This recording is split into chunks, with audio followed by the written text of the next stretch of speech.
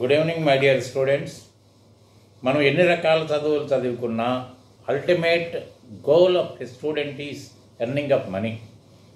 డబ్బు ఖచ్చితంగా సంపాదించాల్సింది. అది మీరు ఉద్యోగం చేస్తారా, ఒక వృత్తిపరమైన వ్యవహారాన్ని స్టార్ట్ చేస్తారా, లేకపోతే ఏదైనా వ్యాపారం చేస్తారనేది అది మీ యొక్క పరిస్థితులను అనుసరించి ఉంటుంది. కానీ ఖచ్చితంగా మాత్రం ఎర్నింగ్ ఆఫ్ మనీ దిశగా మాత్రం మనం ప్రయాణించాల్సిందే. అయితే మీరు ఎన్ని రకాల చదువులు చదువుకున్నా ఉద్యోగంలో అంటే ఆ రోజు దీనికి డిమాండ్ ఉంది, ఈ చదువు చదివితే డెఫినెట్గా మనకు ఒక ప్లేస్మెంట్ వస్తుంది అనే గ్యారంటీతో చదివినా మీరు కంప్లీట్ అయ్యేటప్పటికీ ఆ పరిస్థితులన్నీ మారిపోవచ్చు. ఎందుకంటే ఇక ఆర్థిక మాంద్యం అనండి, పరిస్థితులు అననుకూల పరిస్థితులను కానివ్వండి, రెసిషన్ వస్తుంది. ఎందుకంటే మీకు రియల్ ఎస్టేట్ భూము ఉండొచ్చు, రియల్ ఎస్టేట్ రెసిషన్ రావచ్చు, అట్లనే సాఫ్ట్వేర్, ఇవన్నీ రకరకాలుగా వస్తాయి. ఉద్యోగాలు పోయిన పరిస్థితి ఉంటుంది, తర్వాత ఉద్యోగాలు రాని పరిస్థితి ఉంటుంది. కానీ మెయిన్గా ప్రభుత్వాల మీద వాళ్ళ మేనిఫెస్టోలో పెట్టినట్టుగా ప్రభుత్వాల మీద ఆధారపడి మనం ఏదో సెటిల్ అవుతాం అనుకుని సంవత్సరాల తరబడి తల్లిదండ్రుల కష్టార్జితాన్ని మనం హైదరాబాదులో కూర్చుని ఖర్చు పెట్టేయడం, తర్వాత నిరాశకు గురి అవ్వడం, తర్వాత అప్పుడు ఏదో ఒక ఉద్యోగాన్ని వెతుక్కోవడం వల్ల టైం వేస్ట్ అయిపోతుంది. ఎందుకంటే మనం చిన్నతనంలోనే చదువుకున్నాం టైం ఈజ్ మనీ అని. అంటే డబ్బు ఒక నిమిషం వేస్ట్ చేస్తే డబ్బుని వేస్ట్ చేస్తున్నట్టే లెక్క. అది మనం గమనించట్లేకపోతున్నాం ఇవాళ రేపు. ఎందుకంటే మనం ప్రతి ఏజ్కి ఒక ప్రిఫరెన్స్ ఇస్తున్నాం. మనం టీనేజ్ అంటే అనుభవించడానికే, బాధ్యతలను నెత్తి మీద వేసుకోకూడదు. తల్లిదండ్రులు మనల్ని కని పెంచింది మనల్ని సుఖపెట్టడానికి. ఈ ఏజ్లో మనల్ని సుఖపెట్టాలి. వాళ్ళు కష్టపడతారో లేదో మనకు సంబంధం లేదనే ధోరణిలో ఇవాళ యువత అంతా తయారైపోయారు. అది కాదు, అది నిజం కాదు. కాబట్టి ఏంటంటే సరే ఇవాళ ఇంజనీరింగ్ చదివినా ఏం చదివినా ఉద్యోగాలు లేక ఇవాళ స్విగ్గీలోనో లేకపోతే అక్కడో ఇక్కడో కొరియర్ సంస్థల్లోనో ఇలా మార్కెటింగ్ సంస్థల్లోనూ ఇమిడిపోయి చదువుకున్న చదువుకు ఒక సార్థకత లేకుండా చేసుకుంటున్నారు. ఇది ఎప్పుడు వాంఛనీయం కాదు. కానీ ఎక్కడ రెసిషన్ వచ్చినా, ఏ విధమైన మందకోడి గమనం వచ్చినా కానీ ఒకే ఒక మార్గం ఏంటంటే అకౌంటెన్సీ రిలేటెడ్ జాబ్స్ ఎప్పుడు కూడా ఎప్పటికీ ఉంటాయి మీకు. ఎందుకంటే అకౌంటెంట్ లేకుండా ఏ వ్యవహారం స్టార్ట్ కాదు, ఏ సంస్థ ఉండదు. ఎంతమందిని తీసేసిన అకౌంటెంట్ అనేవాడు నీ తీసేయడానికి కుదరదు. కాబట్టి ఏంటంటే అకౌంటెంట్ పోస్టులు మీకు కంపల్సరీగా దొరుకుతాయి. కాకపోతే అకౌంటెంట్ పోస్టులు అంటే ఏం దొరుకుతాయి? టైటిల్ అకౌంటెంట్గా ఉంటే సరిపోద్దా, లేకపోతే యాక్టివిటీ కూడా అకౌంటెంట్ యాక్టివిటీ ఉండాలంటే మళ్ళీ అక్కడ ప్రశ్న వస్తుంది మీకు. ఇలా ఎంత చదువుకున్నా, పోస్ట్ గ్రాడ్యుయేట్లు కంప్లీట్ చేసినా,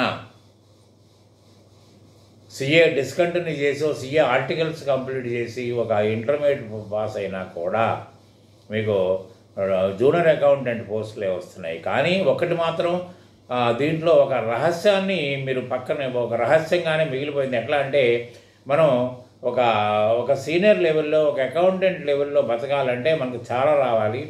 అదంతా మనం అందుకోలేము. ఏదో దొరికిన అవకాశాన్ని వినియోగించుకోవాలనుకుంటూ జాబ్లో జాయిన్ అయిపోతున్నారు. అలాగే కేవలం యాజమాన్యం యొక్క సానుభూతి మాత్రమే మిమ్మల్ని ప్రమోట్ చేయటం కానీ జీతాలు పెంచడం కానీ జరుగుతుంది. కానీ మీ వర్తని మెజర్ చేసి మాత్రం మీకు జీతాలు ఇవ్వట్లేదు, పెంచట్లేదు. కానీ మీరు ఇలా కామర్స్ని చూసుకున్నట్టయితే ఇలా ఇంటర్మీడియట్లో స్టార్ట్ అయిన ఇంట్రడక్షన్తో స్టార్ట్ అయిన కామర్సు, పోస్ట్ గ్రాడ్యుయేషను ఇవన్నీ కూడా దాటుకుంటూ పోతున్నారు. ఎంతకాడికి మీరు థియరిటికల్గా మీరు ఎగ్జామినేషన్ పాస్ అయ్యి పర్పస్ కోసమే చదువుకుంటున్నారు తప్ప మరి ఈ అకౌంటెన్సీ కోర్సు నాకు ఏ విధమైన కూడు తీసుకొచ్చి పెడుతుంది అనేది కానీ ఎవడో ఆలోచించలేకపోతున్నారు. దాంట్లో ఏంటి, మీ అంతటా మీరుగా అసెట్ని, లయబిలిటీని గుర్తించగలగాలి, ఒక ట్రయల్ బ్యాలెన్స్ని టాలీ చేయగలగాలి, ఫైనల్ రిపోర్ట్స్ మీరు ప్రిపేర్ చేయగలగాలి, తయారు చేసిన రిపోర్ట్స్ని మీరు ఇంటర్ప్రెట్ చేయగలగాలి. ఆ సమర్థత ఉంటే మాత్రమే మీరు అకౌంటెంట్గా రాణించగలుగుతారు. కానీ అంత ప్రోత్సాహం మన చదువుల్లో లేదు. ప్రతి ఒక్కళ్ళు మాది సొంతంగా మేము తయారు చేసిన మెటీరియల్ అంటున్నారు. కానీ అట్ట మార్చి మాత్రమే వాళ్ళ మెటీరియల్ ప్రతి ఒక్కొక్క కాలేజీలో ఒక్కొక్క అట్ట వాళ్ళ యొక్క టైటిల్ తోటి అట్ట వేస్తున్నారు తప్ప లోపల మెటీరియల్ అంతా ఏ కాలేజీలో చూసినా ఒకటే. ఇటువంటి పరిస్థితుల్లో మనం ఏం చేస్తున్నాం, ఒక అకౌంటింగ్ ప్యాకేజ్ నేర్చుకుని, ఎందుకంటే ఇవాళ పుస్తకాలు రాయడం మానేశారు కాబట్టి అకౌంటింగ్ ప్యాకేజ్ నేర్చుకుంటే కానీ ఉద్యోగం ఆఫర్లు రావట్లేదు కాబట్టి అకౌంటెంట్స్ నేర్చుకున్నాం. కానీ అకౌంటింగ్ ప్యాకేజ్ నేర్చుకోవడం అంటే we are appointing one assistant to prepare the financial reports needed by every businessman.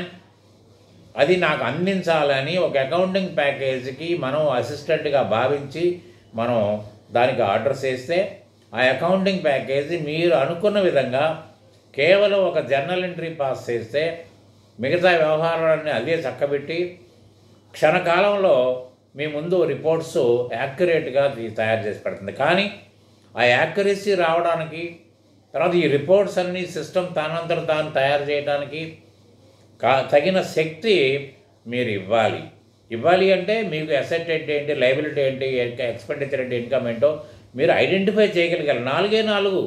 నాలుగే నాలుగు వర్గాలండి. ఒకటి లయబిలిటీ, అసెట్, రెండోది ఎక్స్పెండిచర్ అండి. ఈ 4 వర్గాలు తప్ప అకౌంట్స్లో ఏముండదు. మీరు ఎంత దూరం పోయినా ఈ 4 ఉంటాయి. ఈ 4ని ఐడెంటిఫై చేయటం అనేది grouping of ledgers all over ఇండియాలో ఏ ఒక్క ఇన్స్టిట్యూట్లో కూడా చెప్పరు. కాబట్టి ఏంటంటే మరి అవి నేర్చుకుంటే మాత్రమే మీ అంతట మీరు స్వయంగా అకౌంటింగ్ ప్యాకేజీని ఆపరేట్ చేయగలుగుతారు. ఆపరేషన్ ద్వారా ప్రిపేర్ అయిన రిపోర్ట్స్ని మీకు అనుకూలతగా వాడుకోగలుగుతారు. కాబట్టి ఏంటంటే దీన్ని మీరు నేర్చుకోవడానికి మీ క్వాలిఫికేషన్తో సంబంధం లేదు. మీరు అంటే గ్రాడ్యుయేట్ అయి ఉండాలి. అది కామర్స్ కానివ్వండి, ఇంజనీరింగ్ కానివ్వండి, సైన్స్ కానివ్వండి, ఏదైనా కానివ్వండి. You can learn easily and you can make it use to earn money. కాబట్టి ఏంటంటే దీంట్లో ఎందుకు అంటే this is the easiest subject in the world, this is the prestige and privileged course in the world. కానీ easiest subject అని ఎందుకు అనగలుగుతున్నాం అంటే ఇది కంప్లీట్ మనిషి సంపాదించి రూపాయి దాని వినియోగం గురించి మాట్లాడే సబ్జెక్టే తప్ప ఇంకోటి కాదు. కాబట్టి దాని వినియోగం గురించి తెలుసుకున్న రోజున, ఆ సంపాదన యొక్క రూట్ తెలుసుకున్న రోజున అదే మిమ్మల్ని అకౌంటెంట్గా తీర్చిదిద్ది వదిలిపెడుతుంది. కాబట్టి అటువంటి ఎడ్యుకేషన్ కావాలంటే మేము ఖచ్చితంగా, నేను ఒక ఆడిట్ ప్రొఫెషన్లో ఉన్నాను కాబట్టి ఖచ్చితంగా మీకు ప్రాక్టికాలిటీని మీకు రుచి చూపించి దేని నుండి దాన్ని ఐడెంటిఫై చేయగలిగిన శక్తినిచ్చి ముందుకు వెళ్ళగలిగిన ఇది నేను కల్పిస్తాను. తర్వాత రేపు 22వ తారీఖు అంటే గురువారం రోజున ఒక న్యూ బ్యాచ్ స్టార్ట్ అవుతుంది అన్నారా.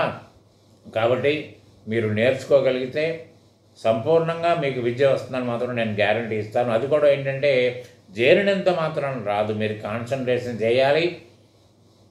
ఎందుకంటే అన్నీ ఒకటే రోజున తెలుసుకోవాలి, నేను ఎక్కడికో వెళ్ళిపోవాలనుకుంటే మాత్రం ఎవరి వల్ల సాధ్యం కాదు.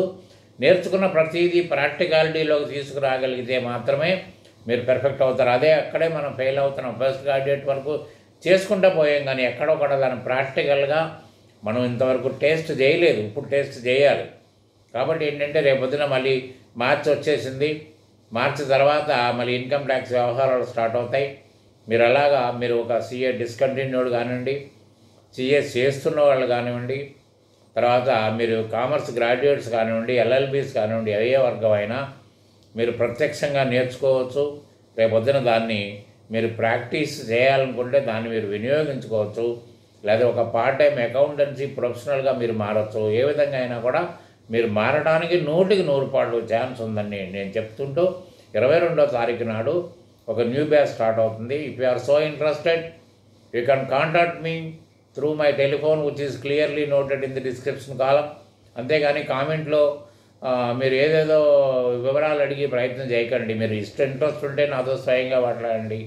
అప్పుడు ఇంట్రెస్ట్ ఉంటే జాయిన్ అవ్వండి, లేకపోతే మానేయండి. అంతే తప్ప టైం వేస్ట్ చేసి ఏదో చేయాలనుకుంటే మాత్రం ఏది కాదు. So 22 is opening day for a new batch. Thank you very much. Good day.